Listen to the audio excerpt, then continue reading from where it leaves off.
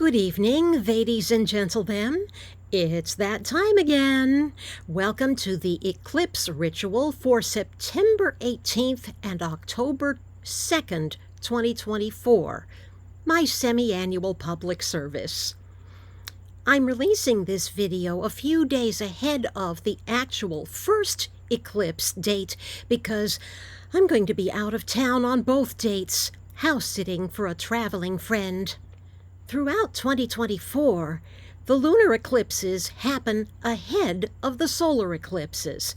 This lunar eclipse peaks at the full moon about 10:45 p.m. on Wednesday, September 18th. The solar eclipse 2 weeks later at the new moon, 2:45 p.m. on Wednesday, October 2nd. As was the case at the Great American Total Eclipse this past spring, the eclipse axis is over the signs of Pisces and Virgo. We'll be unpacking what that means a little bit later. You will want to participate in this video on the night of September 18th, again on September 30th, because you might find yourself recognizing its themes the next night during the vice presidential debate on October 1st.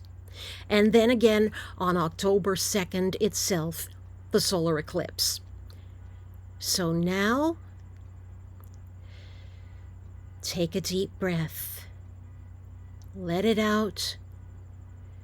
Release all the cares of the day. Be here now. Take another deep breath. Breathe in the cool, fresh air of the changing leaves, waking up your mind. And breathe out all of the confusion of trying to live up to expectations that may not be truly yours. Be here now. Take a third deep breath, deepest one yet. Breathe in warmth this time, the warmth of people you love, the warmth of your own hearth fire, the warmth of a delicious meal made from the first and second harvests. And breathe out. Nothing else matters but what you have right here in this moment. Be here now.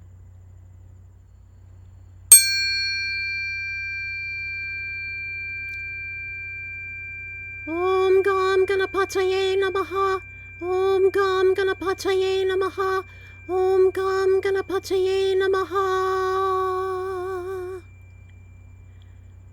Great Ganesha, clear a path with your mighty elephant's trunk, that your large ears may be close to hear our human prayers. Ye lords of the watchtowers of the east, spirits of air, I do summon, stir, and call you up to witness this rite and guard our circle. Give us discernment to scrutinize our pains, to speak with kindness and detachment, and to tell false from true, seeing clearly through the smoke of illusion. Hail and welcome.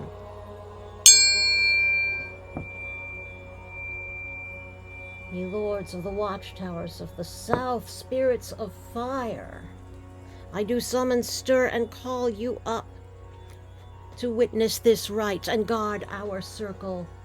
Grant us true will, not driven by the past, to act with courage, not in hate or disgust, to act in faith, not fear nor rash impulse. Hail and welcome.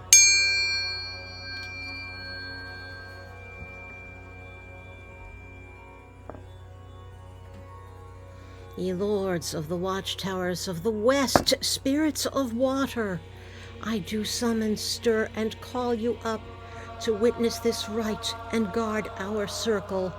Make our minds as still as a moonlit pond, that we may float upon a current of forgiveness, gently restoring truth and bliss to our souls. Hail and welcome. Ye lords of the watchtowers of the north, spirits of earth, I do summon, stir, and call you up to witness this rite and guard our circle. Help us to keep our heads in the midst of chaos, and sure-footed as we walk through shadows, standing firm and strong upon the stone. Hail and welcome.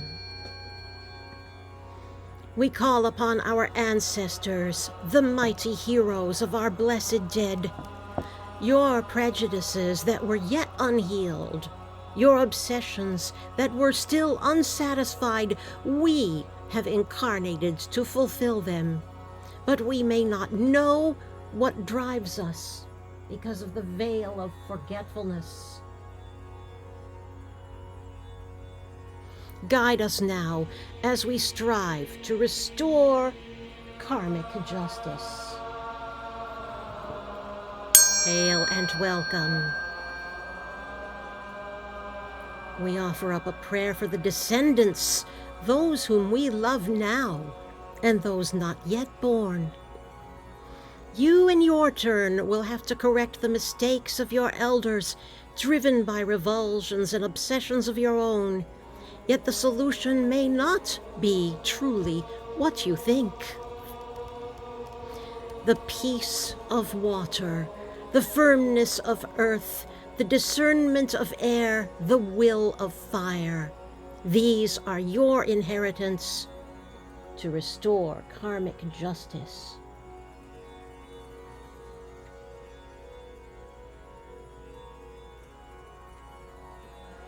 Hail and welcome.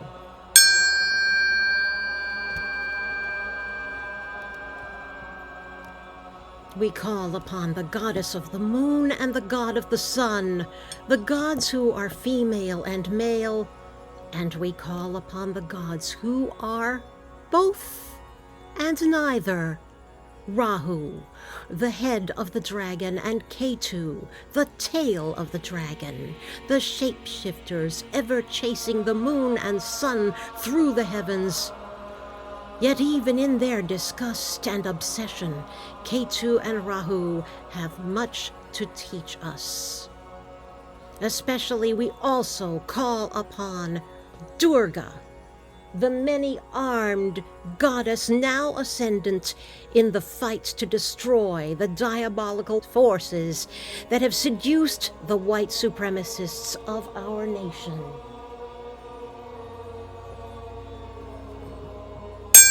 Hail and welcome. The circle is cast.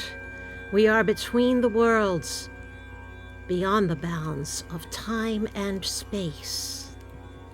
Om Nakhad vajaaya vidmahe, Padma Hastaaya Dhiimahi, Rahu prachodayat. Let us meditate on him who has a snake in his flag, he who has a lotus in his hand. Give us higher intellect and let Rahu illuminate our minds. Om Rahu, you are the darkest hour of night. A shadow being, you always distort the light. And you have no stomach, just an endless appetite. Your twisted thoughts are insane, tainted and corrupt. Your backward motion makes you disturb and disrupt. Born an asura, you are heartless, uncaring, abrupt. You go too far and then become abusive. Your convoluted plots are so elusive. O master of secrets, your whereabouts are exclusive. Your forward motion is everyone else's reverse. Your normal makes every other thing become converse. Your whirlpools twist and turn until all is perverse. You cannot resist the allure of the fraudulent. Outside the laws of nature, you are impermanent. No one can ever trust your perverted intent. Your reputation is always notorious, O Rahave. Your way is so scandalous on either side of where you live. It is treacherous. Om Asvad Vajaaya vidmahe, Sula Hastaaya Dhiimahi, Tano Ketu prachodayat. Let us meditate on him who has a horse in his flag. He who has a trident in his hand, give us higher intellect, and let Ketu illuminate our minds and understanding. Om Ketu, you are enigmatic and a mystic, cryptic, telepathic, and eccentric. Seeing all, you are psychic and esoteric. You live in a cave deep underground, freedom-loving, the human spirit unbound. All day and night you live on sacred ground. Mysterious, your treasures are locked in secrecy. Your home is where you are in mendicancy, and the treasure in your heart is privacy. Om Dragon's Tail, the world thinks you are insane because you constantly dwell upon the arcane until your words remove their mortal chain. Inspiration, the fruit of renunciation, so humble, no one expects emancipation. O keeper of the gate to liberation.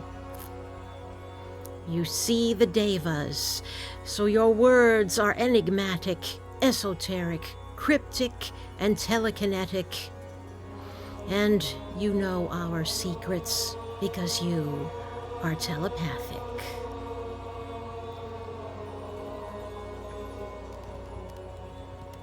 Thank you to Jeffrey Armstrong for letting me borrow his 2 poems about Rahu and Ketu.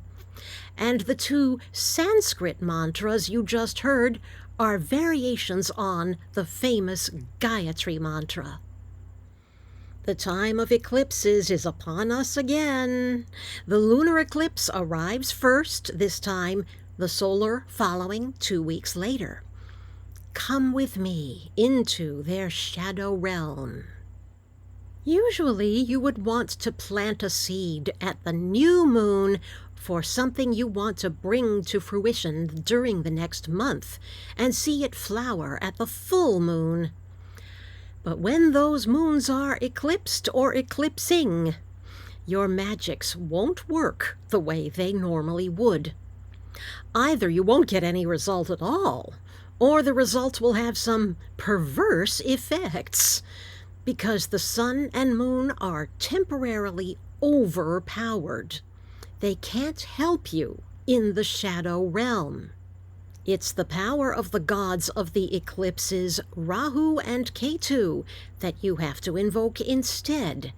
And with the full moon eclipse coming first, the usual order of things is reversed. Since it's Rahu in Pisces causing it, this full moon is not about manifesting the things you want. It's about sitting with your desires and asking yourself why you think you need them in the first place. Have you been chasing an impossible dream, thinking it will satisfy an emotional need that has gone unmet until now?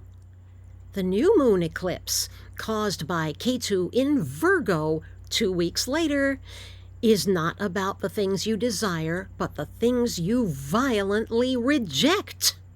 Do you fully understand why you're rejecting them? Might there still be some value in them, so you don't end up throwing out the baby with the bathwater? You've got some big blind spots here that originated in childhood. What are they?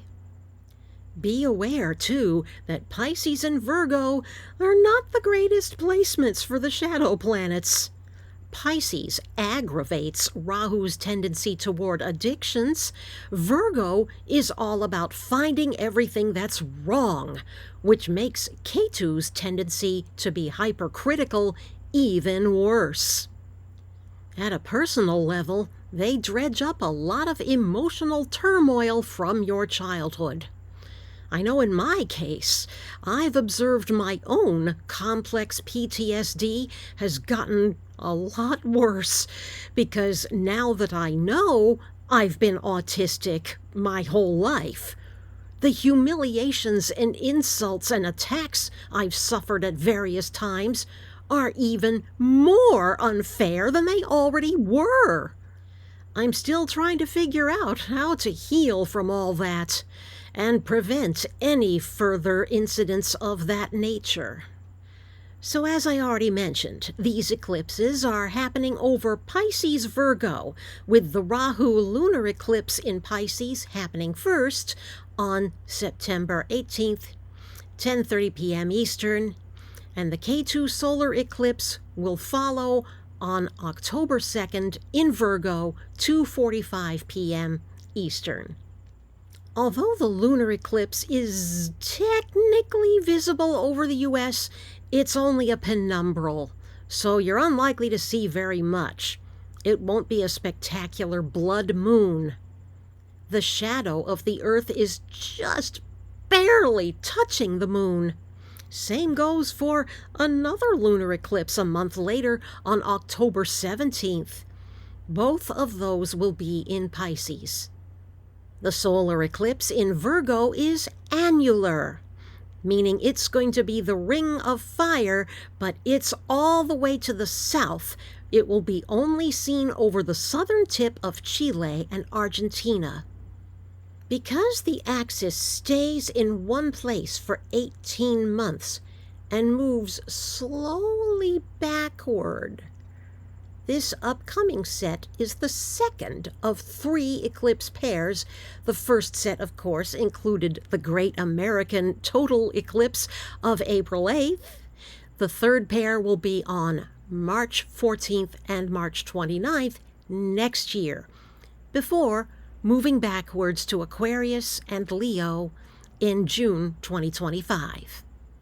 In the chart for the United States, the solar eclipse will be happening in our country's 11th house, which is a house of the public. And it's right on top of the USA's natal Saturn, the planet of long-term plans, figuring out where the country is going, our deeper commitments to humanity in general, not just our little clan. We the people. If ever there was a time to figure that out, it's now, because notice how close this is to the general election 5 weeks later. The eclipse energy is in full effect now and has been since the middle of the summer because it ramps up to a peak on the actual solar eclipse day on October 2nd and then wanes for the next couple of months after that. So we'll be feeling the effects of this right up through the election and to the end of the year 2024. And what happened in the middle of the summer? Did you notice what day it was? Sunday, July 21st. It was Guru Purnima, the most auspicious full moon of the year. And what happened on that day? A sudden, shocking reversal of fortunes for both the Democratic and Republican parties. That was the day President Biden withdrew from the presidential race and handed off to his Vice President Kamala Harris. The timing couldn't have been more perfect. Once we got over the initial stunned shock, within 24 hours, support galvanized around her. Her candidacy took off like a rocket and caught Trump flat-footed. where Biden just couldn't get enough traction to really take Trump to the mat, it was immediately apparent that she could, thanks to her experience as a prosecutor. I observed right away her meteoric rise bears an uncanny resemblance to a beloved myth from her mother's ancestry, which is why I invoked Goddess Durga at the beginning of this ritual. The short version is, there was a buffalo demon whom no god could defeat, and they all tried, until they realized they were each trying to take him on individually. They decided to create a goddess with 20 arms and a different weapon in each hand, combining all of their powers. Durga turned out to be the only one who could trounce the demon once and for all. Now, life is imitating art. Finally, we have a chance to reject the wannabe dictator and everything he represents. The Mueller report couldn't do it. The congressional J6 presentations couldn't do it. Not one, but 2 impeachments couldn't do it. 4 criminal prosecutions and at least 2 civil suits that I can think of couldn't do it. Yes, I know, one of those prosecutions resulted in a guilty verdict on 34 counts, but not, as yet, jail time. If anybody can do it, it's Kamala Harris. Her and everybody in the DNC, all her allies in Congress and governorships around the country, and millions of voters as Durga's arms. Even people on the Republican side, who used to reluctantly support Trump because there was no one else. The scales are finally falling from their eyes. More and more Republicans are abandoning Trump. If not in droves, the ones that are publishing damning reasons why. I'm going to put in the video description a link to an interview with Judge Michael Luttig, a man whose conservative bona fides are pristine. Have you noticed that none of the Trumpers are calling these defectors rhinos? Republicans in name only. If even Judge Luttig, knowing he doesn't have much longer to live, is saying hell no to a second Trump presidency, other conservatives had bloody well better listen.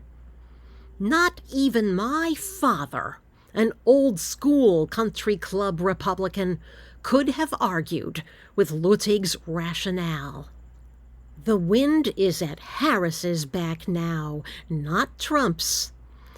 This is what I and many others have been praying for, been magicking for ever since December 2016.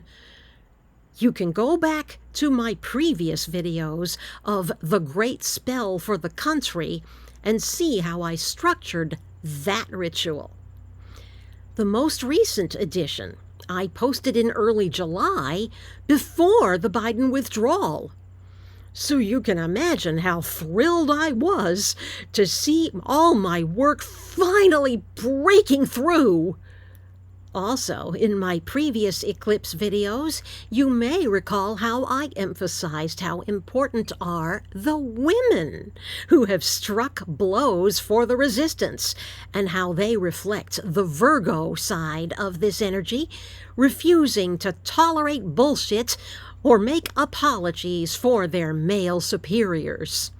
Brave women like Cassidy Hutchinson, Molly Michael, E. Jean Carroll and her lawyer Roberta Kaplan, Ruby Freeman and Shay Moss, even Taylor Swift and the Barbie movie. The latter a work of fiction that blew misogynist, puny little minds. I waited until after the debate to finish scripting this because I wanted to see the debate read the analyses, and examine my own feelings around it. In a long-awaited head-to-head matchup, would she prove herself to be the Durga we've been praying for? Or would she flail under the relentless assault like every other candidate has? I'd say the answer is the former, but not quite in the way I was expecting. He approaches debates like professional wrestling matches or a barroom brawl. Her strategy wasn't a body slam. It was more like Aikido, using her opponent's own weight against him. Every time she dangled bait in front of him, he went for it and tangled himself up in word salad.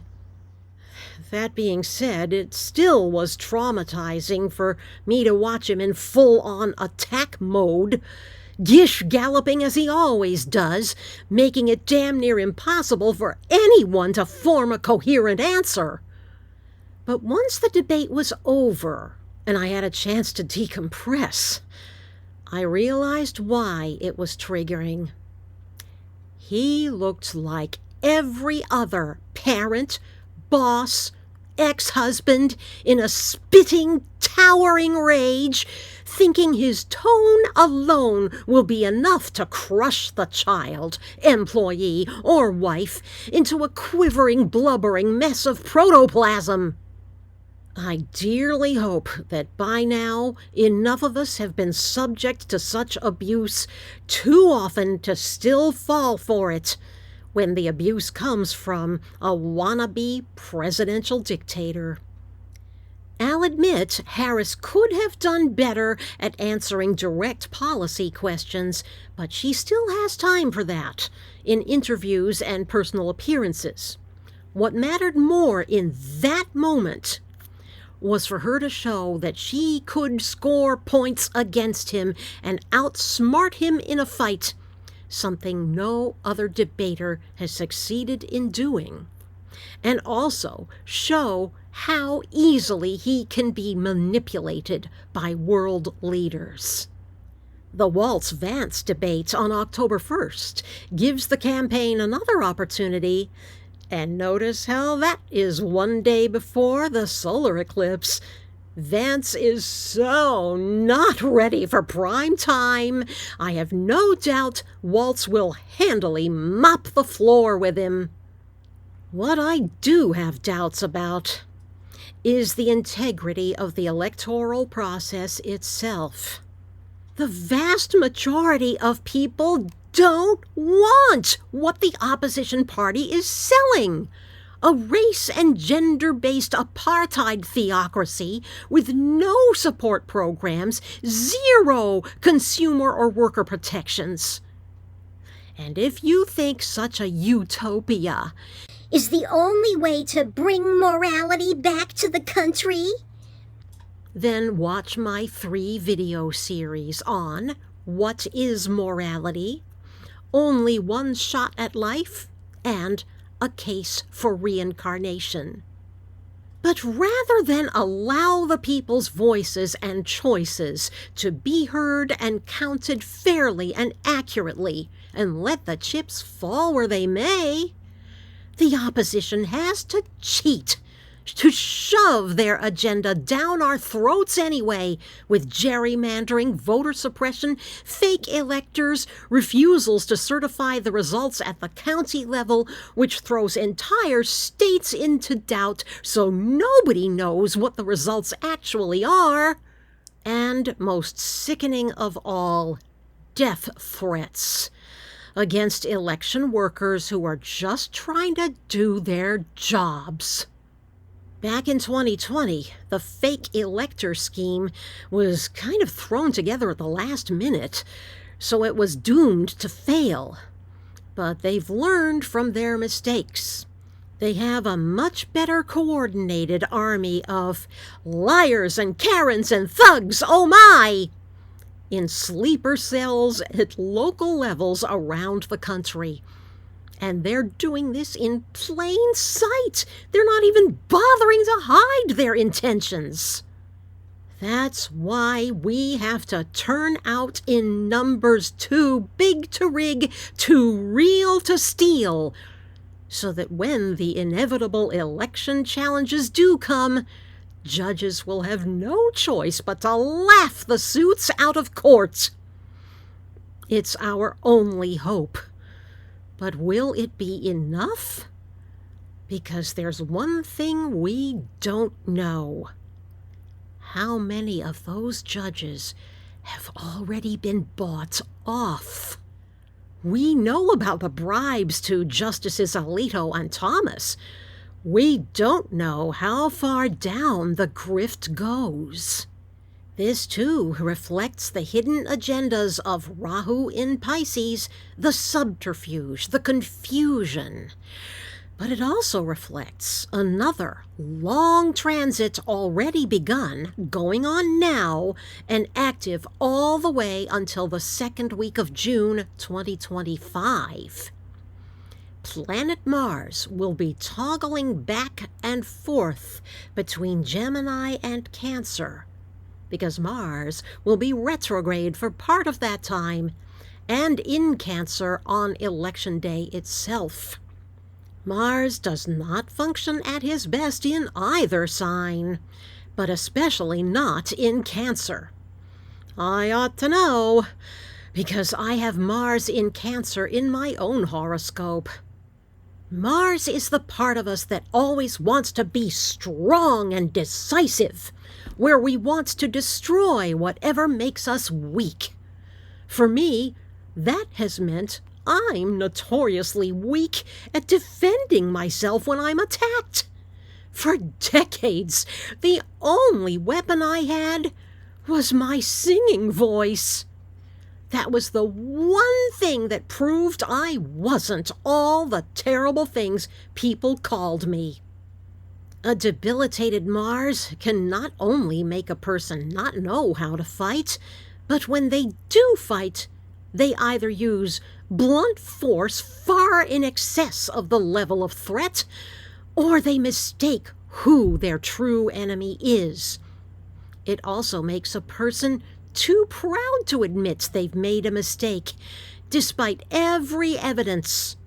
They've made their decision, they're committed to that decision being right. Because if it's not right, they'll be fools. And nobody wants to be a fool. Does this sound familiar?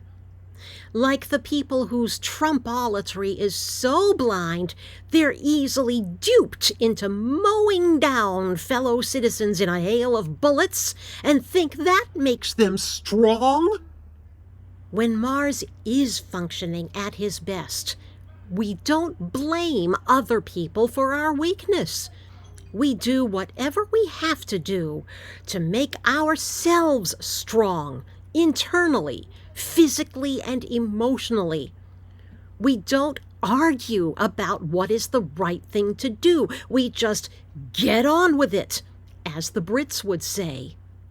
Example, back in March, at the last lunar eclipse, when we had the catastrophic failure of the Key Bridge, it took less than 90 days to clean up the mess and get the port of Baltimore fully reopened.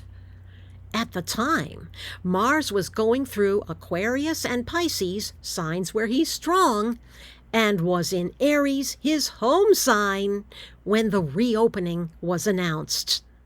That happened because the Democrats who were in charge at every level of bureaucracy, federal and state, didn't argue about how to get it done. They got on with it because the economic impact on the entire country, even on the world, to not have that shipping lane fully functional was too great for them not to get on with it. But now Mars has moved on to Gemini, which provokes wars of words and indecisiveness about what is the right thing to do. The regressive agenda that benefits only oligarchs, white cishet fundamentalist men and their trad wives? Or the progressive policies that benefit everyone, regardless of any economic class, no matter their race, gender, religion, age, health condition, or marital status? Personally, I don't understand why anybody wouldn't choose the latter. It just makes sense. But maybe that's my stupid autistic brain talking. So-called trickle-down economics has failed us for 40-plus years. The time is way overdue to reverse its ravages. As I now say to my friends in the disability community, who tend to need more in the way of supports and services, do you want a government that cares? Or a government that scares? Who's going to have your back? But when Mars arrives in Cancer right before the election, people become too emotional about whatever we're fighting about, making claims that have zero basis in fact or logic. You can see how this might impact the election results. I hate to have to say this, but don't expect Trumpism to be decisively defeated once and for all on that day. Expect election challenges to keep right on going up until the summer solstice of 2025, when both Mars and Ketu will be fully in Leo, the sign of presidents and the government. At that point, clarity will return and authorities can say, enough is enough, time to stop all this nonsense. To this end, I have here on the altar 2 protective sigils designed by an online community called Thaumapolitikos for the protection of election workers and the integrity of the electoral process and the rule of law. I'm posting their contact information on screen and in the description. They will send you the sigils that you can print out for yourselves and put on your own altars, along with an explanation of what they mean and what are the design elements that went into their composition. Do this as soon as you can, because some states have early voting beginning just 10 days from when this video is going live. This is both to protect the process and integrity of elections in every county in the nation, to ensure that every vote cast is counted accurately, whether in person, by mail, or provisional, and to protect the election workers, officers, and legal certifiers themselves from any threats to their lives, limbs, property, or reputations. Most of them are just lowly clerks, a lot of them retirees, neighbors like you and me. We may never know their names, but their need for protection from domestic terrorists and cyberbullies is possibly greater than anybody else's in the nation right now. So before we return to the meditation and our spell working, it was recently brought to my attention a Bible passage that precedes the Lord's Prayer, where Jesus advises the disciples to not pray on street corners so that they may be seen by others. Many people are familiar with that citation from Matthew 6, but he also said, "Do not keep babbling like pagans, for they think they will be heard because of their many words." I think that warrants a little bit of explanation. In the Hellenic culture of Greeks and Romans that surrounded the Jews, there was a belief that gods lived remotely from humanity. and therefore their worshippers needed to use lots of repetition in their invocations to get the gods to pay attention to them. Very different from the Jewish notion that the kingdom of God is at hand, and God takes a direct interest in human affairs. In Hinduism, the intent is very different from the Greeks and Romans. The hymns from the Vedas are indeed very wordy, but that's because only the priests knew them and could memorize them. In a time when most people were illiterate, it was essential to convey to them the greatness of the gods with very vivid imagery like this.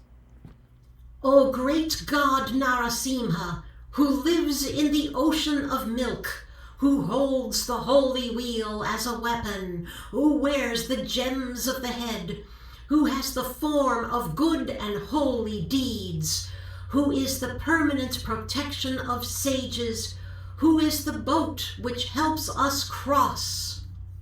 Vedic hymns were like the Psalms of the Bible in that way. But when the Brahmins foresaw that a dark time called the Kali Yuga was coming, when doing the right thing would no longer be automatic, and people would be driven by baser impulses, they saw a need to make the priesthood more, not less, democratic, to open up the wisdom to more people, no matter their class or occupation, with simpler rituals that anybody could do, mantras that anybody could say, as a lifeboat to carry humanity through the storms. That is the reason for the simple mantras that I use in these eclipse rituals that are repeated multiple times. They're not designed to get the attention of the gods and bring them closer to you, but to steady the monkey mind and bring you closer to them. I'm going to teach you a new one tonight, the Gayatri mantra for Goddess Durga. Om Katyayaya vidmahe Kanyakumari Dhiimahi Tanno Durgi prachodayat. Let us meditate on the daughter of sage Katyayana, who is princess among girls, and let Durga illuminate our minds and understanding. Notice the use of the word Kanya in this mantra, which means girl, the same word used for the sign of Virgo. We're going to repeat this 3 times. Om Katyayaya vidmahe Kanyakumari Dhiimahi Tanno Durgi prachodayat. Om Katyayaya vidmahe Kanyakumari Dhiimahi Tanno Durgi prachodayat. Om Katyayaya vidmahe Kanyakumari Dhiimahi Tanno Durgi prachodayat. Great Goddess Durga, protect your mighty warrior mother whom you have sent to us. Protect our election workers, officers, and certifiers, and keep them safe from any threats to their lives, limbs, property, or reputations. Protect the integrity of the rule of law and our vote-counting process from any disruption or sabotage before, during, or after. To ensure that every vote cast is counted accurately, whether in person, by mail, or provisional.